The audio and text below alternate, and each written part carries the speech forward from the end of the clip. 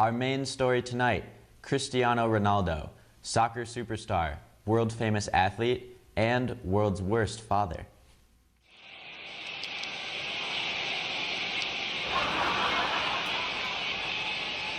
Dude, watch the trophy. We know that the last time you've probably heard about soccer in the news was... Anyways, today, allow us to introduce you to the person with the most followers on Instagram. And no, it's not Ariana Grande. Thank you. Next. Cristiano Ronaldo's accolades speak for themselves. 28 trophies, 6 league titles, 5 Champions League titles, most official goals scored in the Champions League. He's won Best Player in the World award 5 times. One more, and he completes the set. And even if you don't consider him the greatest player of all time, there's no denying that his brand eclipses that of any athlete. Global brands also want to make him the face of their companies. His endorsements range from watch companies to cable providers. He even backs an Egyptian steel company. Wait. Did they just say Egyptian steel company? So basically, this is Ronaldo anytime someone offers him an endorsement.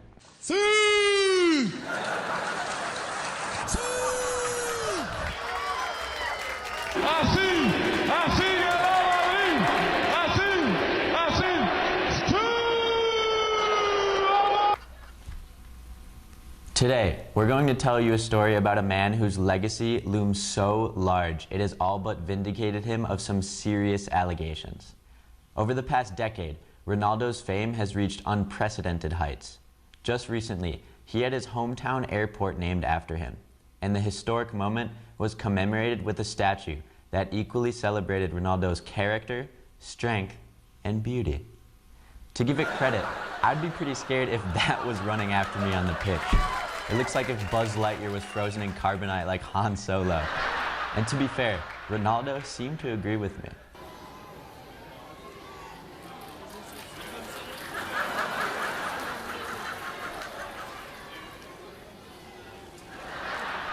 Now, if a man has to do a double take at his own statue, it probably means it's not a good statue. In fact, leaked footage from the airport later that night caught this moment of Ronaldo sneaking into the statue's room. But in response to all the criticism, the sculptor actually had a good point. He said, even Jesus did not please everyone. Actually, now that I think about it, that's an amazing response in any scenario. Ethan, why didn't you finish cleaning your room? Your mother's going to be very upset.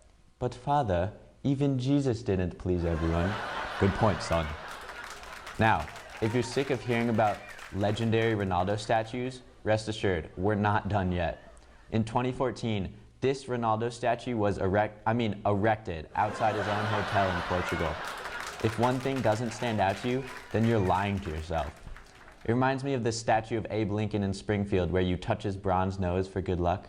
Well, this time, kids, it ain't his bronze nose. That's right. One newspaper even reported, the groin area has apparently been rubbed so frequently that the bronze has been polished into a hard-to-miss shine. Lovely. But Ronaldo isn't just an icon with statues and museums dedicated to him. He is a living advertisement. Remember back to his social media following that would make up the 3rd largest country in the world? Well, Forbes estimated that Ronaldo's base generates some $176 million in value for his sponsors. He has a $1 billion agreement with Nike, one of 4 athletes to have a lifetime deal with them, the other 3 being LeBron, Michael Jordan, and of course, Brian Scalabrine, the White Knight. He's also had endorsements with high-profile companies like Toyota, Samsung, and whatever the hell this is. Your smiley face, I love the smiley face, the smiley face, baby. Toot, toot, toot. I love the smiley face, the smiley face, baby. Love a smiley face and a smiley face. It literally looks like he's devouring a frantically flapping seagull headfirst. And also, if you're doing an ad for a product, at least pretend like you're using it. He didn't even put it in his mouth. I might not be getting paid millions for it, but I'm not afraid to train my damn mouth. That's right. We have our own POW Facial Fitness Muscle Trainer 2000. Woo! And the reason I say 2000, because no joke, we made this ourselves. We placed an order for the original, and dead serious, it got delivered to Harrisburg, Pennsylvania. So, to the random dude in Harrisburg who has this gem outside in his mailbox right now, you are one very lucky man with one soon-to-be chiseled jawline. Let's see that jawline in action. Me, what do you feel? Will you tell me even if I won't tell you? Laissez-vous surprendre par une expérience télé unique. Avec lui. Oh my. See, Ronaldo isn't one to lack in the confidence department. When asked by one reporter why he's always viewed as the villain, he responded with this. Yo pienso que por yo ser rico, por ser guapo, por ser un gran jugador, las personas tienen envidia de mí. No tiene otra explicación. Rich, handsome, and being good aren't what I would put for the three characteristics of a villain. Thanos, good at what he does, pretty rich, but his chin looks like the back of a pair of Yeezys. Voldemort, ugliest dude I've ever seen. Joker, a clown. Killmonger, hot but not rich. Doofenshmirtz, terrible at what he does. I mean, the man can't build an innator for shit. Now, Ronaldo supporters would remind us that Ronaldo was named the world's most charitable sports person in 2015, and how unlike most professional athletes, he has no tattoos because he donates blood regularly. Well, until recently. So, who exactly are these Ronaldo supporters, you might be wondering, and how much do they love him? Picture a day in the life of a CR7 superfan.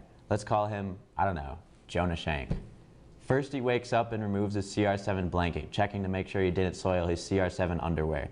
He hops in the shower using his CR7 clear shampoo, heads to the fridge to start his day right with the gluten, dairy-free Herbalife nutrition drink.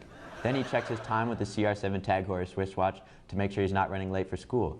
He gets through long block by playing poker on CR7's PokerStar app. During the break, he heads to the bathroom and rips his CR7 flavored Juul, and uses the CR7 selfie app to make sure his hair looks good. After school, he puts on his Nike CR7s and heads to the CR7 branded gym to work out, listening to music on his CR7 headphones. After the workout, he applies a CR7 fragrance to cover up his sweat, and then puts on the six-pad training gear because he's insecure about his body. He then gets an unexpected call from his business contact from a CR7-endorsed Egyptian steel company, and immediately packs his CR7 tourister luggage to get on the quickest flight to Cairo. He then arrives on the Ronaldo plane and spends the night at the Pistana CR7 hotel, just like Ronaldo would. And at 4 a.m., government officials storm into his room and arrest him for CR7 tax evasion. And this Ronaldo enthusiast is not an outlier. Just take a look at this commercial by an American cable company.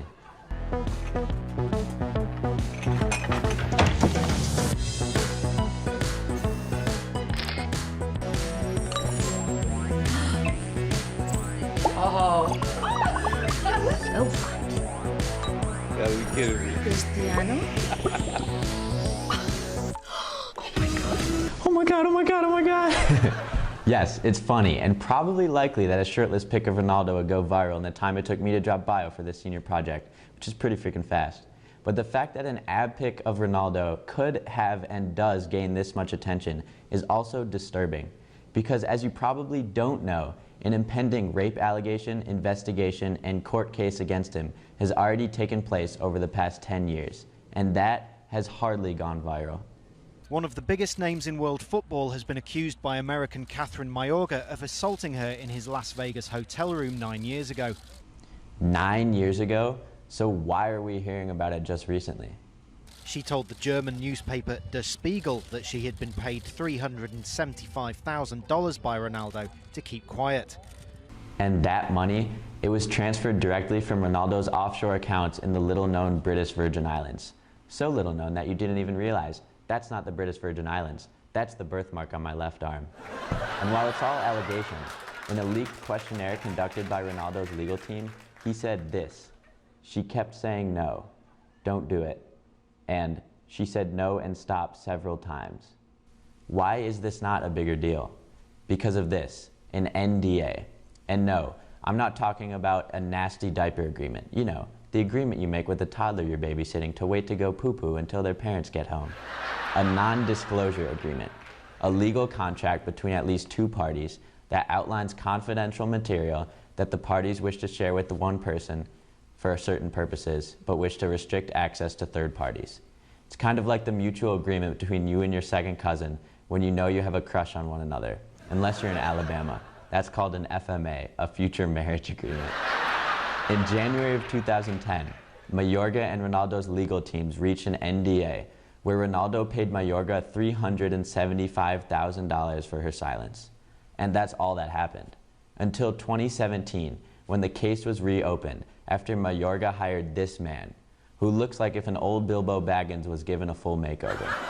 Now, Bilbo changed the entire outlook of the case, arguing that Ronaldo's legal team was involved in some foul play.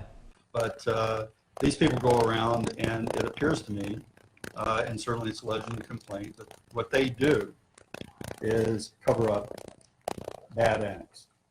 And they clearly did. It appears this, and certainly alleged in the complaint, that that's what happened here. And the goal was to prevent the criminal prosecution of Cristiano Ronaldo by keeping Kathryn Mayorga from talking to the cops. That's simple. See, Ronaldo's henchmen went so far that they clearly showed up to Bilbo's press conference and used a whoopee cushion every word he spoke. I mean, that audio quality was just ass. So, to recap, can you guys just stop?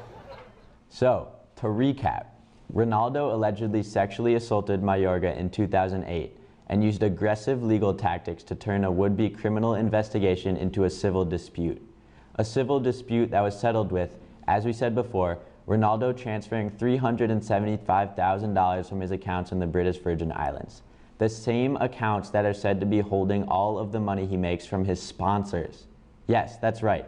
The exact money he makes from ads like these, showing off his body, is the same money he used to pay off violating hers.